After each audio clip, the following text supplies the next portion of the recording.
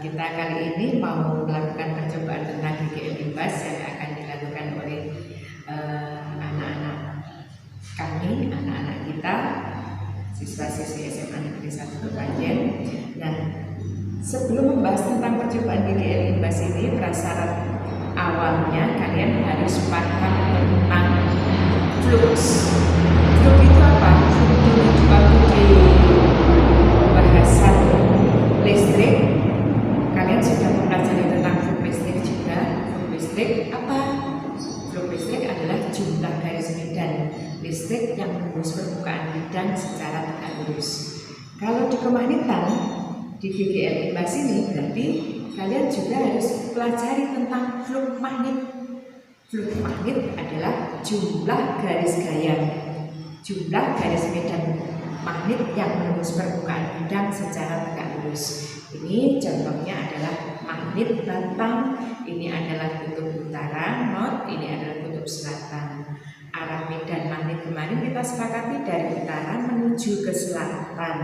Dari utara menuju ke selatan. Nah, sekarang ini adalah permukaan bidangnya. Ini permukaan bidangnya A.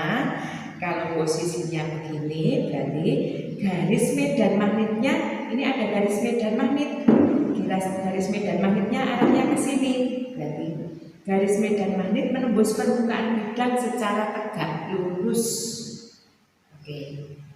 Kalau nggak salah rumusnya apa? Flux sama dengan buat medan listrik kemarin simbolnya apa? B ya? Medan listrik B. Tegak lurus berarti tegak lurus dengan A. Sehingga rumusnya flux sama dengan BA sin apa cos? BA sin theta apa cos theta? Tegak lurus, harus tegak lurus. Maka misalkan tidak tegak lurus, maka misalkan ini misalkan penampaknya ini adalah garis magnetnya,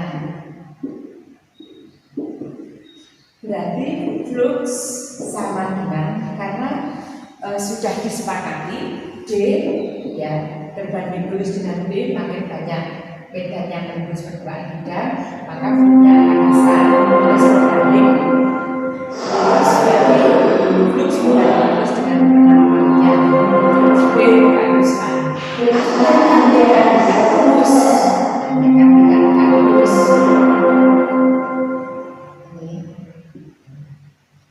Posisinya andaikan tidak tegak lurus, ini misalkan penampaknya mirip begini,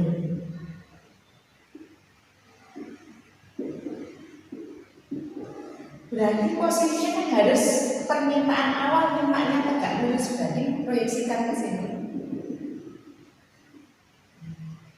Mintanya A aksen, ini A aslinya. Berarti flux sama dengan B tegak lurus A yang aksen. Nah, kalau demikian mengambil sudut theta, berarti sampai bagi miring cosnya. Cosinus theta sama dengan samping ini dibagi dengan A, berarti A aksen itu berarti flux sama dengan D tegak lurus A aksen. Kalau misalkan ini pakai A aksen sudah posisinya tegak lurus, A aksen sama dengan A cosinus theta, sehingga flux persamaan umumnya B A cosinus theta. Theta adalah sudut antara yang tadi posisinya sembarang harus permintaannya tegak lurus ya, bukan theta antara vektor satu dengan vektor berikutnya, enggak, tapi sudut yang dibentuk antara A dengan A aksen ya. A aksen adalah permintaan yang harus tegak lurus, itu tentang flux. Terus berikutnya tentang kemagnetannya. Kemarin di percobaannya Ørsted di sekitar kawat berarus akan timbul medan magnet. Sekarang kebalikannya. Sekarang kalau di kemagnetan, magnet ini kalau untuk membuat magnet yaitu besi kalau dililiti arus maka akan timbul kemagnetan. Nah sekarang kalau menghasilkan listrik, magnetnya bisa dilakukan dengan apa berarti? Mengubah-ubah medan magnetnya, ya, mengubah-ubah medan magnetnya. Satu, ini alat-alatnya untuk di galvanometer nanti ini adalah satu alat yang utama adalah apa? Galvanometer. Galvanometer itu adalah alat ukur arus yang paling sederhana. Bukan berarti untuk menentukan arusnya berapa, tidak, hanya untuk mengetahui keadaan dasar arus itu ada atau tidak, gitu ya. Berarti kalau posisinya tetap di kesetimbangan atau di nol, berarti tidak ada arusnya.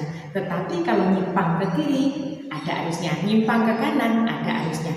Kalau nyimpang ke kiri berarti arahnya ke kiri. Kalau nyimpang ke kanan berarti arah arusnya ke kanan. Oke ya, kita perhatikan, kita rangkai. Ini adalah lilitan kawat yang bisa dialiri arus, maksudnya begitu. Kita hubungkan, kita ikuti sesuai petunjuknya praktikum. Ini kaitannya ini digambarkan begini, posisi kabel sini dengan sini, terus ini dengan sini, supaya nanti bisa menunjukkan hukum lainnya.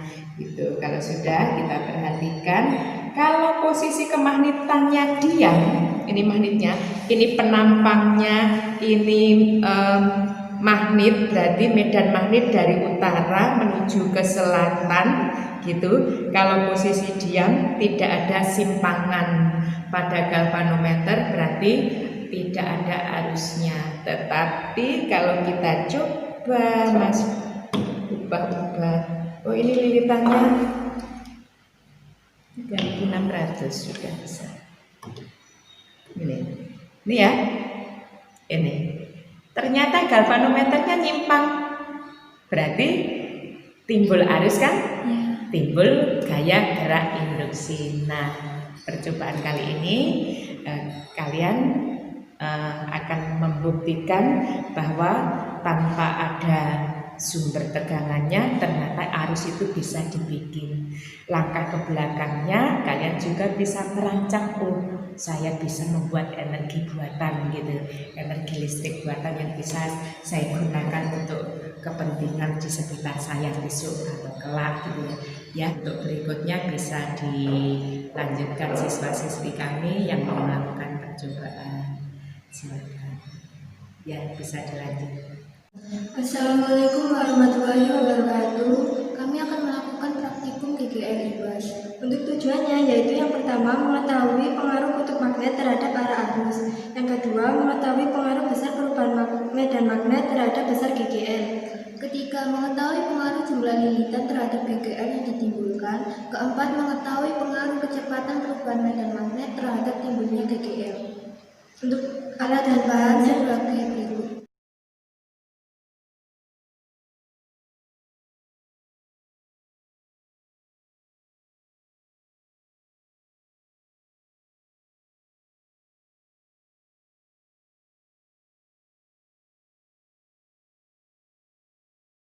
Untuk langkah kerjanya yang pertama yaitu menyusun alat-alat seperti gambar berikut. Untuk percobaan yang pertama yaitu mendekatkan kutub utara pada kumparan, lalu amati arah penyimpangan pada jarum galvanometer.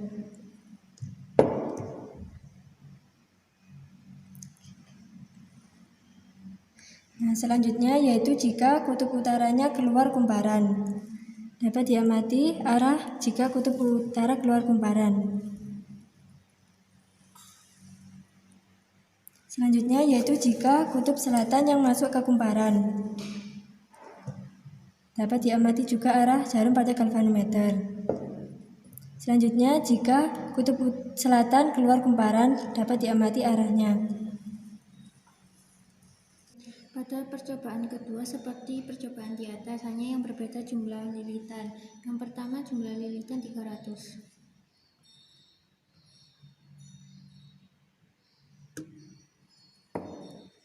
Pada jumlah lilitan 600.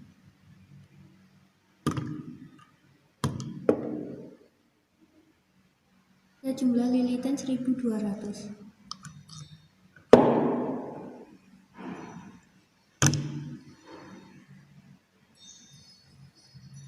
Jumlah lilitan 3600.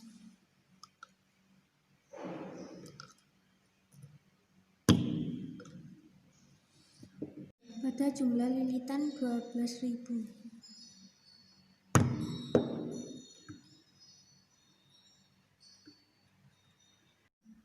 Untuk percobaan yang ketiga, kita menggunakan jumlah lilitan yang sama, tetapi dengan magnet dan kecepatan yang berbeda-beda.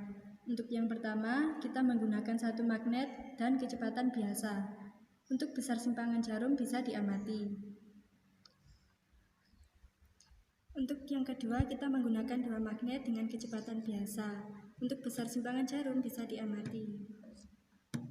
Untuk selanjutnya, kita menggunakan dua magnet dengan kecepatan kurang. Besar simpangan jarum bisa diamati.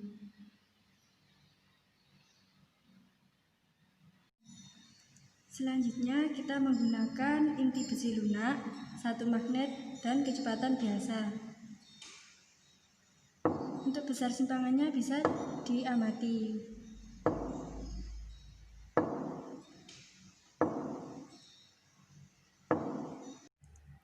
Untuk selanjutnya, silakan teman-teman mengambil data GGL Imbas dan membuat laporan.